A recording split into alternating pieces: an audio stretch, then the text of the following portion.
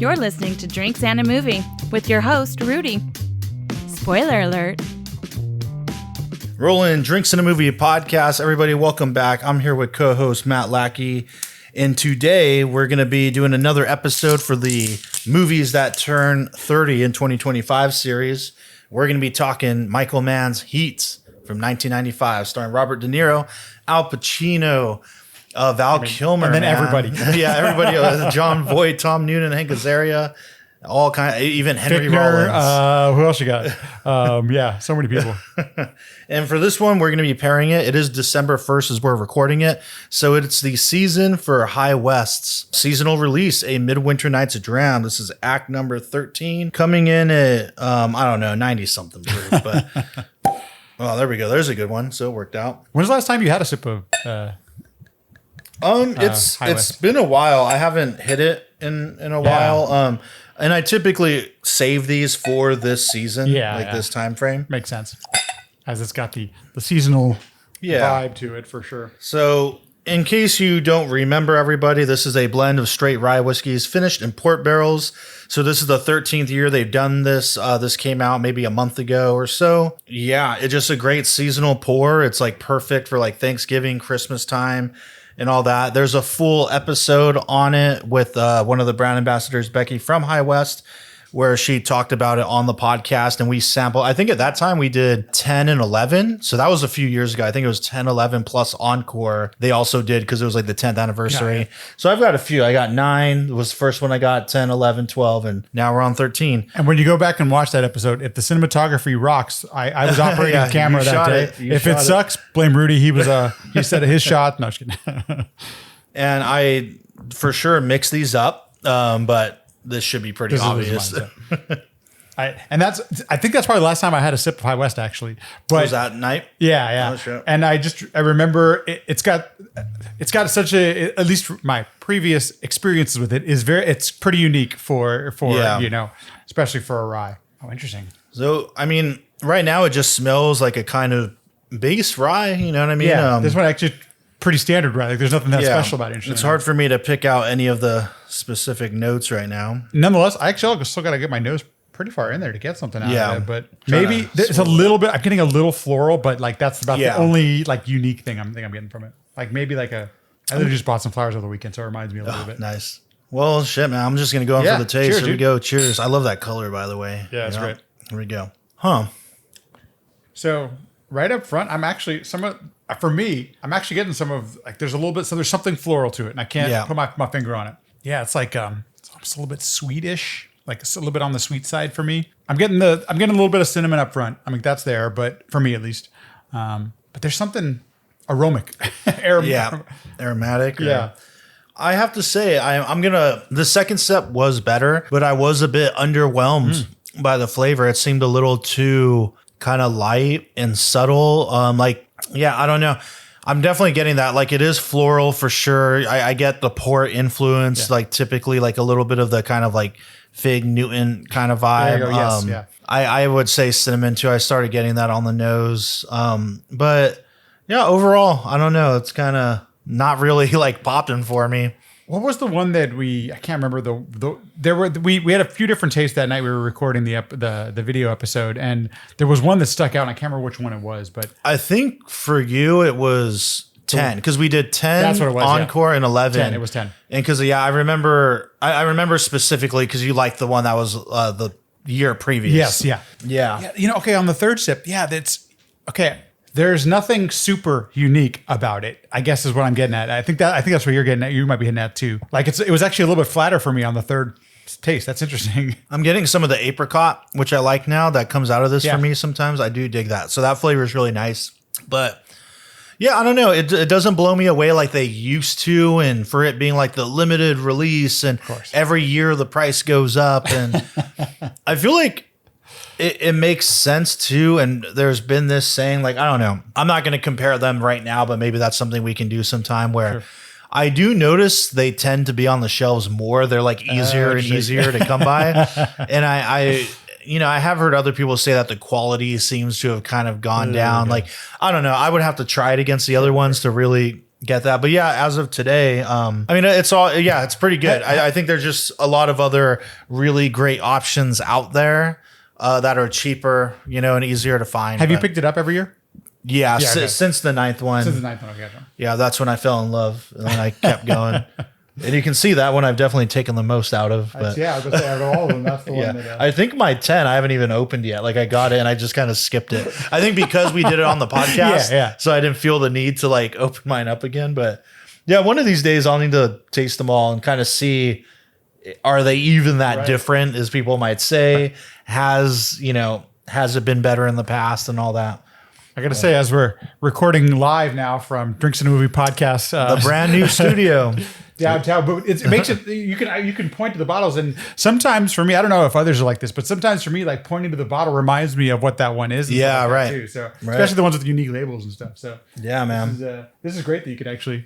I mean, we're surrounded by bourbon and whiskey. It's like heaven. It's everywhere. It's a good place to be. That's great, man. I like my little beam corner. Well, the High West is like the bottom row. All my High West down there. Oh man, that's great. Got all my beam stuff. More the Nelson Bros. Yeah. Whatever. That's great, man. It's awesome. But yeah, man, let's dig into it. Heat. He's here. I can feel it. You search for the scent of your prey, and then you hunt them down. That's the only thing you're committed to. It keeps me sharp, on the edge, where I gotta be. You want to be making moves on the street, allow nothing to be in your life that you cannot walk out on in 30 seconds flat if you spot the heat around the corner. Now, my life's a disaster zone because I spend all my time chasing guys like you around the block. I do what I do best. I take scores. You do what you do best, trying to stop guys like me. You've been walking through our life dead. All I am is what I'm going after. From The Godfather to Scent of a Woman. What do we got? From Raging Bull to Goodfellas. Assume they got our phones, assume they got our houses, assume they got us. Their performances have created a legacy of landmark films. I want full surveillance. That's 24 hours, round the clock. We never close, open 7 days a week. Now, for the first time, America's two most electrifying actors collide. This guy, there's much heat you should pass. The bank is worth the risk. You should take it down. 12.2 million. You're up. This crew is good. It ain't worth the risks you take. Like in risk versus reward, baby. You're fugitive number one with a bullet. I'm double the worst trouble you ever had. If I'm there and I gotta put you away, I won't like it. But I'll tell you, you are going down. What if you do got me boxed in and I gotta put you down? Because no matter what, you will not get in my way. I will not hesitate for a second. Al Pacino, Robert De Niro, Val Kilmer in a Michael Mann film. Heat. Yeah, 30-year anniversary. I remember seeing this movie, bits of it as a kid because my dad used to watch it. And I remember being like really freaked out by like the opening scene where they're in like the hockey masks and like they just murder those guys. Like I remember like moments like that. And it was a while before I watched it. Like once I started getting into movies and I'm like, all right, clearly this is one to see. Yeah. You got the two heavy hitter actors, on screen, like in the same scene for the first time and like ever. Yeah. And yeah, man, this movie is a banger. Let me give the synopsis real quick. I'll just go off the top. Yeah. So the story here just follows Neil McCauley, who's a career thief. Him and his team, they put down scores, and the detective, I guess he's a detective, right? Yeah. That's going after him. I don't remember his name right now, but Al Pacino's character, Hannah, Hannah, and De Niro and his crew are putting down scores, and Hannah's trying to catch them. But it's really interesting because you get these themes about their commitment to the job that they do. And they're like, they each have a code of honor, but that code like causes them to not be able to connect with people. And it's a very interesting parallel between the two characters. It's really, I think, more than just like a heist movie. It's very much a character study. Yeah, absolutely. And I think it was brilliant. We'll talk more. I'll dig into this a little more once we talk about Thief as well. I just wanted to do this one first. Because obviously that one has like the same kind of theme. Yeah. But yeah, I mean, did you see this back when it came out in theaters? I wish I did. I actually didn't watch this until my 20s. And one of the things that has been so enjoyable about it, it's one of these movies for me. I've kind of rewatched it in almost every decade of my life. And this is my watch through for my 40s now. So I feel like I've watched it more than 3 times. But it's now, especially with this watching, it's one of those movies where I'm getting something new out of it. And I think where you are in life helps, changes that perspective on you. But like, even the first time I watched it, I loved it. And it happened again this time. I know this is going to sound stupid, but like I turn on the movie and I see that the runtime is 2 hours and 50 minutes. I never remember that it's that long because I am so locked into this film the entire time I'm watching it. But there are so many interesting layers to the film that I feel like every time I've watched it, I've literally gotten a new experience out of it every single time. And I know all the big beats and all the big... I mean, I haven't gotten to the point where I can say all the dialogue, but I'm getting close to that. I feel like I've watched it 5 or 6 times, and every time has been better than the last time I watched it. No, same. Every time I throw it on, I kind of forget the runtime. And now I know it. Now I have it etched in my memory because I've been in times in the past like, damn, man, we're still going. Yeah, right. But it does... And it's not like it's a fast movie. It keeps me interested the whole time. It's not like Goodfellas or something where it's like something's happening every 5 seconds. It just keeps you interested. But it does move along, and every actor in here is just turning in such a great performance. Like, I mean, obviously Al Pacino and Robert De Niro, but even Tom Sizemore, Natalie Portman. Natalie Portman is just like. Just from the get-go of her first scene when she's like freaking out about her dad and all that. Oh my God, yeah. Which, I don't know, also like somehow kind of plays into the theme as well in like an opposite way, but No, go ahead. I was just saying this time through the actress who, I can't remember who plays Pacino's wife. Yeah. I'm getting new layers out of her performance. And it's sometimes tough in a movie like this where these are the females in this, these are the other people, the significant other in these people's lives. So sometimes they're not as integral to the movie. And this one, it's without a doubt, they are basically you can just, if we don't have their characters in these movies, this movie probably doesn't have the same resonance that it does, and I really appreciated her performance this time around. Yeah. Well, they're both very important to show the lack that they can't function in the real world. Yeah. Like they can't function with real life outside of what they do so outside their job. Yeah. All I am is what I do. Is that the line I think that De Niro says? Exactly. I just love that aspect of it. And when I saw this when I was young, what really I think drew me in that I love the most was like just the kind of code and the rule set, like this doctrine that Neil McCauley, Robert De Niro, like follows of, never get attached to anything you're not willing to walk out on in 30 seconds when you feel the heat around the corner. How his whole kind of life and everything is based around that. And he's so good at portraying these moments of paranoia, and not even paranoia is like kind of a strong way to say it, but just his caution. He's very cautious. He's very careful. Everyone is at an arm. You're 30 seconds away. Everyone is 30 seconds away from an exit. And I think about when he's talking to Tom Noonan about, the score they're going to do, and he's going over like the papers with him, and here's all this shit. And at one point, Neil asks him, he's like, so how do you know it? Like, how do you get all this information? And he's like, it's in the air. It just floats out there in the ether. You just got to know how to catch it. And I know how to catch it. It's like, but it's all out to the grab. In this subtle moment in the performance where De Niro is like kind of nodding, and then he looks at the paper and then looks back up at him as he's talking, like just kind of really check in, like reading him. And it's all in the subtext, and it's all like an actor's choice.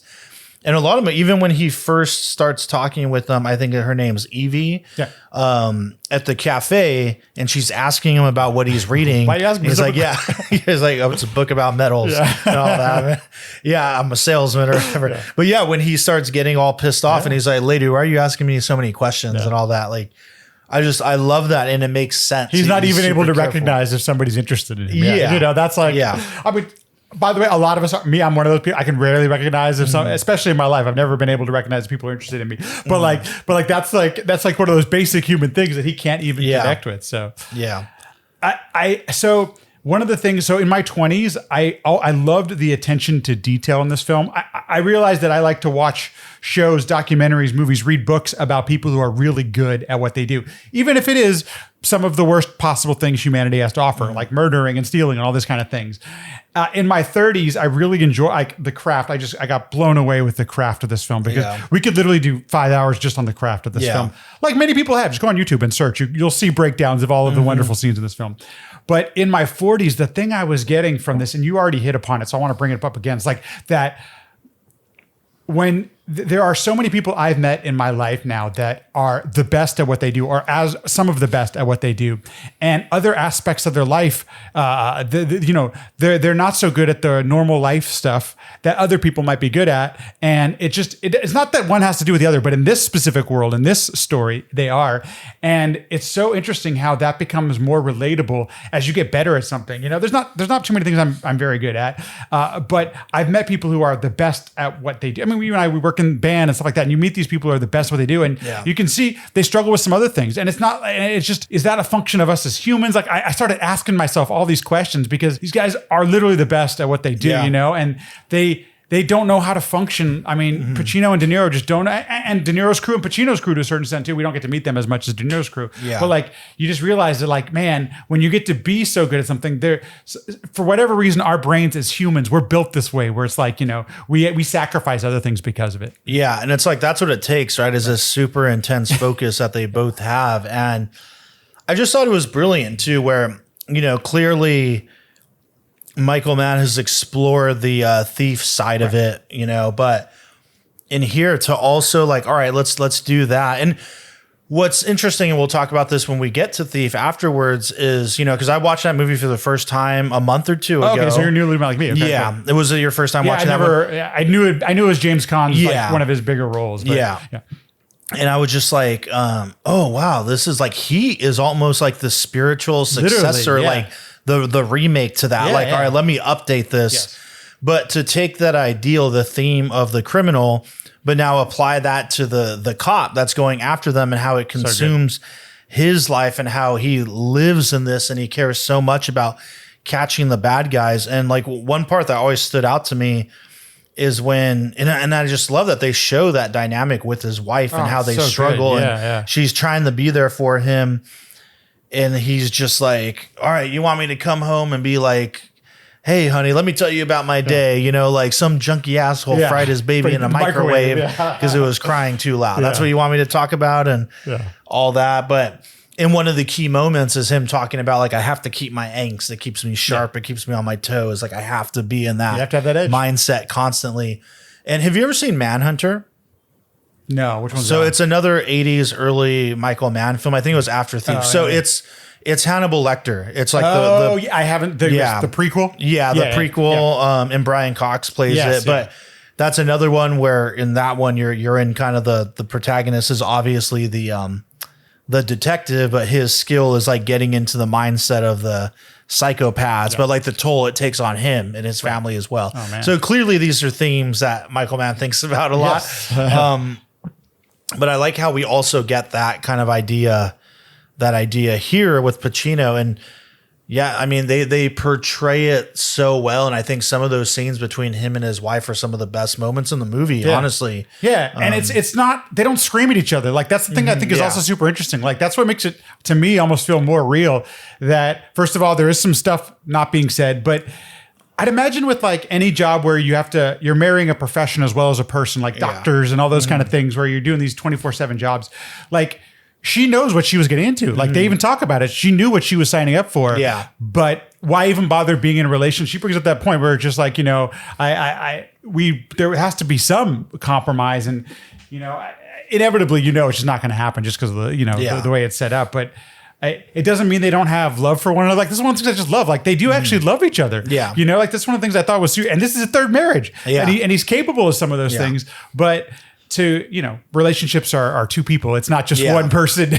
trying to do all the work. Yeah. And, that's what it ends up coming down to for them. And I like that he does genuinely care about the daughter too. Yeah. That's important. Like he cares about her a lot. And it's shown throughout the movie, like where he picks her up on, at the bus stop and stuff too, where she's taking off and stuff. So it's like, they do a good job of that. And he's not devoid or devoid of emotion or of caring for people and things, it's just, he's so driven to his job that he is, that comes first.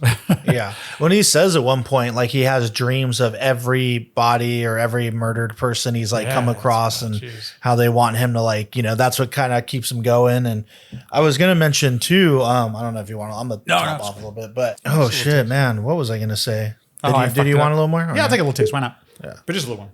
There we go. Perfect. Thanks, man. I actually, after it's opened up, I've enjoyed it a little bit more. But it's making me want to switch to like another bottle so I don't drain this. But at the same time, I'm like, I don't know. I shouldn't go too hard. You also posted the perfect meme today. I don't check Instagram all the time, but how you sip on it. Yeah, the helicopter trying to put out the fire. Yeah, it's perfect. Anyway, but yeah, man. I mean, one thing I will say though, so I actually got to see this on the big screen. Yeah, I was going to ask if you guys. So what's that like? Less than a year ago at the Vista too. Okay. It was awesome. So film print, super loud. Obviously, I was really looking forward to the shootout scene. I thought it'd be that. Yeah. Yeah, man, it was great. It played really well on the big screen. And that was when I really, though, kind of bumped on Al Pacino's performance. Because I think it's always been in my head, like, he's one of the greats. He's good. He's just good. There's some Al Pacino and you moments accept it. But yeah, dude, there's parts where that was the first time when I was watching it. I'm like, what the fuck is he doing? Like, why is he doing I was wondering, had it been anybody else, that would have been like, we would have laughed at it, right? Yeah. I mean, maybe we're supposed to laugh at it this time. I don't know. And I think so, because it does bring some levity to the film, the way he deals with other criminals and his informants and all that. But some of it, man. And I was just watching an interview today from 4 years ago, where it was a panel where Chris Nolan was moderating, and it was De Niro, Al Pacino, and Michael Mann. Oh, wow. And he said that one of the character traits, but they didn't shoot it or put it in the movie, is that he hits cocaine like somewhat regularly. So that's why he made some of those choices. The biggest one for me is always she's got a great ass. That one I bumped on too. I'm like, what? Yeah, great. Yeah. Well, and there's I forgot to look it up. Maybe I'll find it and intersected in here. Yeah. But I came across like a YouTube short or Instagram reel that was an interview with Hank Azaria, who's in that scene. Yeah. And he talks about that moment, and I'll put it in if I can find it. But I think if I remember correctly, he said that they did a bunch of takes of it or whatever, and Al Pacino was getting kind of like bothered that they kept doing it. All the takes. So that's when all of a sudden he fucking like ramped it up. Michael Mann, who directed that, does a lot of takes, much like the great Jim Brooks, a lot of takes. And you get a little lost in it. On take whatever, 70 it was, Al finally, probably out of boredom or just wanted to switch it up, just screamed that. He had been doing the line, because you got a great ass. He'd been doing it like that. And then all of a sudden it exploded out of him. And if you look in the movie, my reaction, I'm not acting at all. I got genuinely terrified. When he yelled out great ass? Yeah, I go, great ass! Exactly, there it is. There it is. And if you keep playing, you hear me go, Jesus. Great ass! But even that moment, give me all you got. He's just fucking grabbing the table and yelling. I'm curious about this. So one of the things from a craft perspective, I noticed this time around, there are a lot more times that I remember the music actually being super soft and actually having a soundtrack. Because of course the thing you remember is the way the guns sound and the way the cars, everything sound. I mean, you watch any YouTube video, they'll tell you they used a lot of the sound that they recorded on I want to say on set, but none of this was shot on a set, so on location. On location. That's what I want to say. Yeah. So do you remember the soundtrack at all as you were watching it? Because it's so subtle. There are some moments where it's like super quiet. Yeah, I forgot to look up the composer because the music does remind me of David Julian's music. Julian from early Chris Nolan movies like Memento and Insomnia. And even Prestige, it has that kind of very understated, subtle, not like big overt themes or anything. Yeah, and it's really beautiful at the end when they get into that final shootout. Yes. I don't have service for some reason. Hopefully you can find it. That's not it. Elliot Goldenthal. Okay, I don't know. He created the original score, which includes pieces like Heart in collaboration with the Kronos Quartet. Yeah, no, I think the music when it does come out is really well done and understated again, especially in the end. The fact that they don't have any music in the shootout scene is a stroke of brilliance, and I think was the exact right move. As they get towards the tail end of it, there's some subtle soundtrack at the very tail end of it. But I almost forgot about it because it's so subtle. But it actually does add a fair more than I thought to that. To your point, it's beautiful. There's something there. It has a thematic quality to it, even though it doesn't have recognizable themes and melodies. And so much so that Hans Zimmer was for sure influenced by it when they did The Dark Knight. Obviously anyone who has seen Heat knows that The Dark Knight, he is for sure a huge influence on that movie, on The Dark Knight. I remember people saying that at the time when they did their 8-minute prologue for trailers or whatever, and people were like, "Yo, this is if Batman met Heat, that's the movie."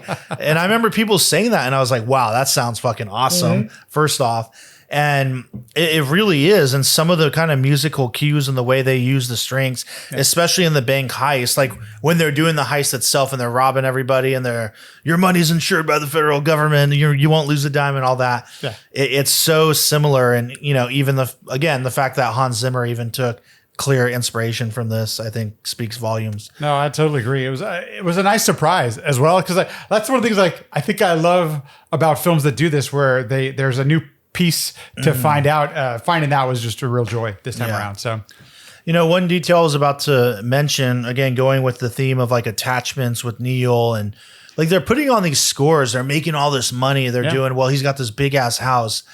But what I love too, that says so much about his character and his beliefs, is that when they're in his house, how plain and empty it is, and it's so interesting. Kilmer's sleeping on the floor. He's like, you got to get furniture. But that's so interesting, that devotion in it. That even though they're making money, he has this excess. He's just so into this, it's so dogmatic, his thought process that I can't have anything, and it's so what is the life for? It's what is the point? What are you doing? And it's man, that's just what he's good at doing. That's what he loves to do. And what I like too is I forget the actor's name, but Bubba, the other detective, when he's talking to Ashley Judd about her son, what's going to happen? You get arrested. He's going to grow up in the system, be state raised, this and that, blah, blah, Gladiator Academy. Yeah. Next thing he steals a car, then he's doing this. He doesn't have a choice. And clearly, and Michael Mann actually talked about this in the interview, is De Niro, Neil McCauley is one of those people. Yeah. There's this whole backstory of he's another state raised, person that his whole life is this is what you got to do to make it. And you get skilled at that. And that's all they're living for. And it's so interesting. And the fact that he does open up to, is her name Evie? Is it lady? Evie or Evie? I think you're right. I forget, yeah. And it's funny too that unfortunately ends up being the downfall, right? That's when he starts breaking his rules and all that, because he found that person. I'm looking it up because I'm I want to know. Okay, I don't want to know casting and cast of character. Oh, freaking Wikipedia's failing me. Okay, Jesse, Barry, Ataglia, Nick, Mitch. Where the hell's fucking? Okay. His Code. You were talking about His Code. And every time I've watched it, it becomes even more challenging for me that revenge is part of his code. Or at least I think it's revenge. I don't know. For Waingro. Part of me understands his professionalism. You can't have people like that who are, who could possibly out you and stuff like that. So, but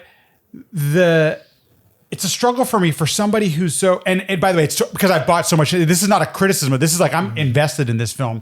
Every time, the last half an hour specifically, that he has to go back and he has to finish Wayne Grove's story, and even earlier on, Fincher's character, the banker, Van Zandt. Van Zandt, he's gonna make a point about him. Mm-hmm. I guess he has to off him because that guy's going to off him. That part I can kind of understand a little bit, but there seems like there's that revenge, or that's part of his code. And for a guy who is so driven to do his job so well, that part still just, what a great character point of his, but so I struggles just get the fuck out of there. Go live your life, man.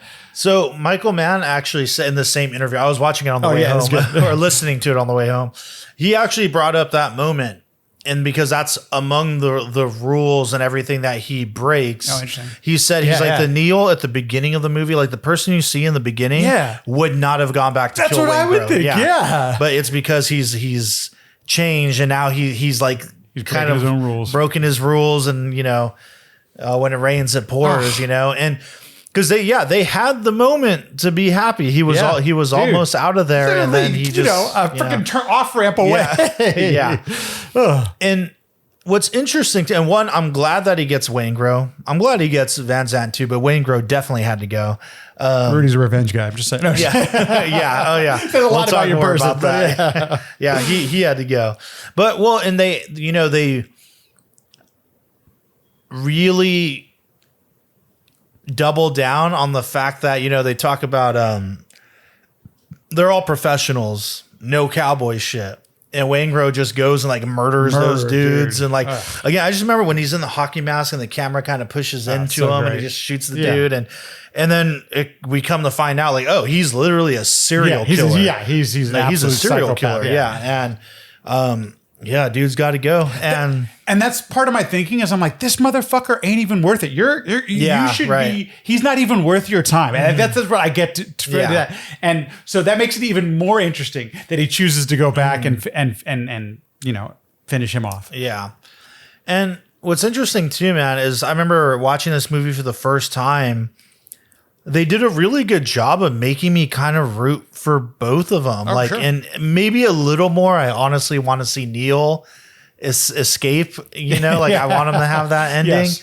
Well, I think this is so great. Before we get to the last half an hour, you could end the film, and I think there would have been a lot of people in the audience happy. That for sure. Neil got away, and Kilmer got away from his demise as well. By his wife helping him out at the very end there. So. But no, they didn't. Yeah. That's not the way it went. Yeah. Like with De Niro, I mean, I just remember being like, I hope he gets, I know he's the bad guy, but I kind of want him to make it. And I thought all that stuff they shot on location at LAX, where Pacino's kind of chasing him through that field is really well done. It's just really well shot. I'm on the edge of my seat still. It's heartbreaking at the same time because there's no way he's making it out. That is and I know I've seen the movie. Or one of them's going. Somebody's not going to make it out of this. Yeah, one of them's going. And that's what's great about it is because at that point it very well could be Hannah. Yeah. It could be in that movie. It could be him. I totally agree with that. And we've gotten there's a lot of things that Pacino do leading up to this moment that make him not the most likable character, but he's just saved his stepdaughter's life, and so he's done something that has us rooting for. There's all these things where we're rooting for both of them. Yeah, man. He's trying to do the right thing. He cares about doing the right thing and putting away the bad guys and really putting them away. Man. No, I really dig all that. And it's a sad moment too, because obviously we get the famous, the iconic coffee shop scene where they have their dialogue together, and it's better every time I watch it. Yeah, and you learn a lot about them and how they're just opposite sides of the same coin. Yeah, which I think the antithesis of each other. They need each other. Yeah, it's literally Batman and Joker. I mean, it's I was about to say that. Scene, oh, sorry, dude. I didn't mean to say that. No, you got it. That is exactly it. The flip side. And there is a sadness too, though. And Pacino's performance is so good in this moment. When he shoots him, and they're holding hands, and he's like, "I told you, I'm never going back," whatever. But even for Pacino, the loss to him is that he literally lost the one other person that is on his level, that sees things the same way. Mm-hmm. And I think did they say at one point, in another life we could have been, could have been buddies or gotten along or whatever. What's a normal life? Barbecue and baseball games. Yep. But and that adds a layer of tragedy. Yeah. Tragedy irony, to the whole character. Thing, man. Yeah. That it's well, fuck. Now this guy's gone. Which I have to bring up, man. The most tragic character in the whole movie, though, is I forget the actor's name, but he's from the Allstate insurance commercials. Yeah, dude, he gets totally fucked. And that's another good addition. This kind of almost C plot where he has this arc where you just kind of jump in throughout the movie to here's this other character that's not connected to anything, and all right, he's on parole and he's got a job at the burger spot and the guy's being a dick and taking his money, and which is all stuff that happens, I'm man. sure that's like what it's people like to be taking paroled, advantage. And he even says at one point to his girlfriend, like, I got put away for shit this guy's doing every single day. And in that great scene when she's like, no, I'm proud of you. And you know, you're going to be all right. You're going to make it. This is all good. He's putting up with a lot of shit to move on with his life. And the way it pays off, though, when you find out, oh, him and Neil know each other and they happen to be in the right place at the right time or the wrong place at the wrong time. Look at it. And, you know, because Danny Trejo had to like bounce. But whose name is character is Trejo. Well done. But man, when he ends up when the camera's just pushing it on him and he's like thinking about it, like whether or not to do it, and he's like, I'm in, like fucking, it's so sad, man. And you see how easy that tipping point could be for people. I mean, Blood In, Blood Out did a really good job at showing that like same kind of thing too. When he's on parole and the dude's like jacking his money, and finally he's like, all right, well, fuck it. You know, it really helps you, I think, understand, or at least it helps me, like why people make certain choices. You know, like when your life is total shit, you're going to try to do things to better your life, and sometimes that is to do things that are illegal. You know, whether they should be illegal or not.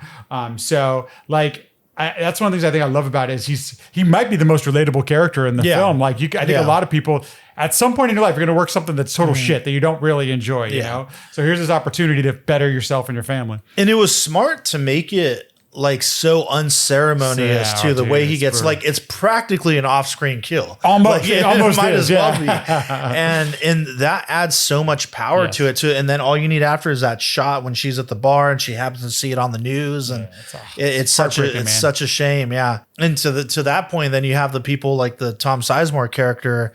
You know, to me, the action is the juice. You know, who's like, it's the thrill of the hunt, the thrill of the game. Totally. Like that's, you know, what he's all about. Because even Neil says it, and I like that, like this loyalty between them, where he's like, oh, I'm gonna do whatever you want to do, and he's like, no, not this time. You got to make a choice for yourself. And he even tells him, he's like, I would be smart. I just get out now. You've got a wife. She takes care of you. You have money. You have all this shit. Literally. Like you don't even need to do this, but it's the thrill of the hunt, so to speak, you know, that brings them in. Do you mind if we talk about the shootout for a second? Yeah, hell yeah. So, please. I mean, every time I'm riveted every single time.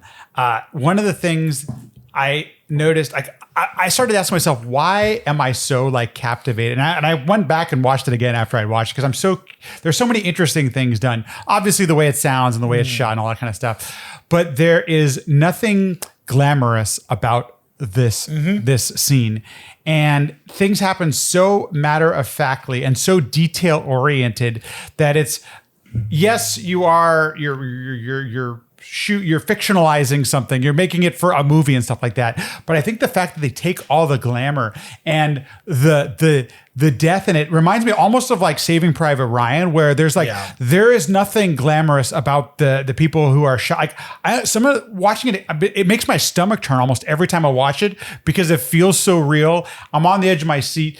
Obviously, I'm rooting for the kid. I'm rooting for. How can you not root for De Niro? We were bought in at this point, you know. Right. But they're all doing really bad things, you know, and yet. I really noticed this time around, again, how unglamorous it is, and how it's not glorified. I think that's one of the reasons it's so good.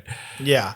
No, it's very visceral. And I think the lack of music really adds to that. And like the sound design is impeccable. They're like the echoing of the gunfire through the streets and through the building, people screaming and running away. It's harrowing. And all that. And, you know, cops just getting blood, and it's so narrow, their escape. And it's scary too, like when they're running through the like grocery store parking lot, and it's like there's just civilians everywhere. Yeah, and literally, man. You're like, oh shit, you don't want anybody. It literally looks like they showed up with cameras that day. That's the one thing about it. And I know that had to have taken tons, hours and hours of planning and all that kind of stuff. But it literally feels like the camera just happened to be rolling that day, you know? That's what's nuts is like, it makes me wonder like how many days did it take just to shoot that sequence? And like they had to close down the streets. Oh my God. Just love like downtown LA, you know? Downtown in daylight. Yeah, like that's like that just doesn't happen. So. When did the North Hollywood shootout happen? Was that 97? That's what I thought we talked about. So like,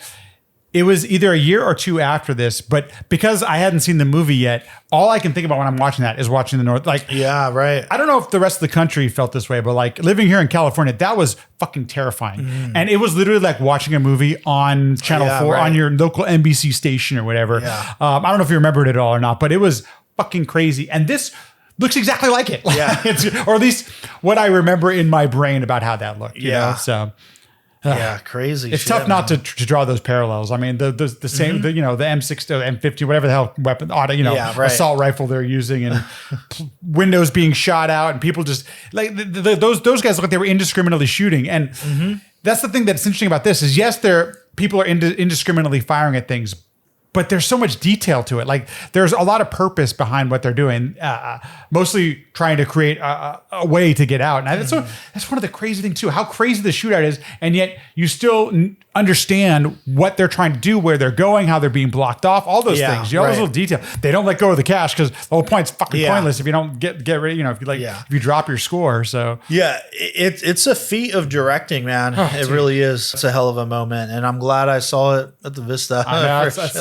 If that ever goes back to theaters, I do want to watch that. It's just so. I watch it with headphones nowadays, and it's literally it pierces your ears, the sound. But that's what you want from that scene. It's one of the things that makes it so amazing. So yeah, man. Shit. Well, I think that's all I have for this one, dude. Heat, 30 years. 30 years. And I don't think it's shown any signs of slowing down. And in 2020, Roger Ebert's website posted a retrospective considering it the greatest heist film of all time. And the more I watch it, it's tough to disagree with that because of all the other things we've talked about. More of a character study than actually a heist film. The heist just happens to be a great moment in the film. Yeah. So it's a hell of a movie. And yeah, dude, it holds up. It holds up so well. And I don't know, man. It seems like quite a few heist movies do. Like I finally watched The Asphalt Jungle a couple months ago. I'm like, seen that. This movie fucking it's pretty goddamn good. It's stupid. Every time I watch Ocean's 11, I never get bored of that movie. Yeah. But there's so many great heists. This one's up there for me. I can't wait to visit it in my 50s, because I'm not going to keep watching it, Yeah. Great film. Well, shit, man. All right, here we go. That's a wrap on this one, everybody. Cheers. Thank you for listening to the Drinks and a Movie podcast. You can now find us on Instagram at Drinks and a Movie Pod, where we'll be posting photos from all the various films that we discuss. You can also email us at drinksandamoviepod@gmail.com. Please rate, review, and subscribe, and thank you for listening.